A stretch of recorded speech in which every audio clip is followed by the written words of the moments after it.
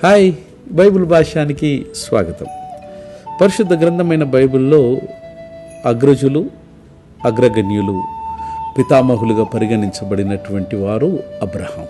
వీరు తేరాహు యొక్క కుమారులు. అబ్రహాము అన్నటువంటి పదానికి అర్థం అనేక జనములకు తండ్రి.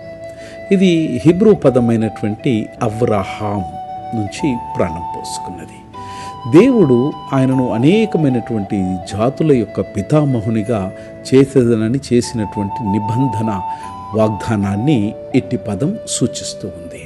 ఆయన పేరు విశ్వాసానికి, నిబంధనకు, ఆశీర్వాదాలకు నిలువెత్తు ప్రతిబింబాలుగా నిలుస్తాయి. విశ్వాసులందరికీ ఆత్మీయమైనటువంటి తండ్రిగా నిలుస్తుంది. అబ్రహాము అన్నటువంటి నామధేయము రెండు హీబ్రూ పదాల యొక్క సమ్మేళనం. మొదటిది అబ్రామ్ లేదా అవ్రామ్. దీని యొక్క అర్థము గౌరవనీయమైనటువంటి తండ్రి లేదా ఉన్నతమైనటువంటి తండ్రి. అబ్ అన్నటువంటి హీబ్రూ పదానికి అర్థము నాయన, తండ్రి, బాపు, ఫాదర్, డాడీ. ఆ విధంగానే రామ్ అన్నటువంటి హీబ్రూ పదానికి అర్థము ఎగ్జాల్టెడ్ లేదా ఎగ్జాల్టెడ్ ఫాదర్ అని దీని యొక్క అర్థం. అబ్రహాము లేదా అవ్రహాము ఆదికాండం 17వ అధ్యాయంలో దేవుడు అవ్రహాము యొక్క నామధేయమును అబ్రహాముగా మార్చాడు. అబ్రహాము అన్నటువంటి నామధేయమునకు అర్థము అనేక జనములకు తండ్రి లేదా ప్రజల యొక్క సమూహముల తండ్రి. అబ్ అనగా తండ్రి, ఫాదర్. హామోన్ అన్నటువంటి హీబ్రూ పదానికి అర్థము జన సమూహము లేదా జనములు.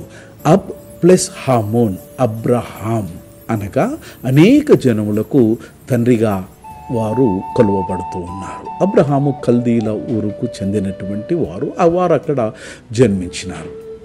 ఆయన విశ్వాసపు తండ్రిగా మరియు యూదామతం, క్రైస్తవ్యం, ఇస్లాం ఈ మూడు విశ్వాస సమాజాలకు ప్రధాన పితామహునిగా నిలుస్తారు అబ్రహాము.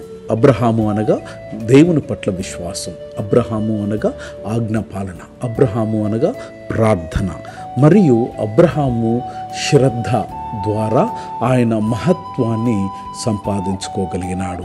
దేవుని యొక్క కృప, దేవుడిచ్చినటువంటి నామధేయమును సార్థకత చేసుకున్నటువంటి మహనీయుడు, అగ్రజుడు అబ్రహాము.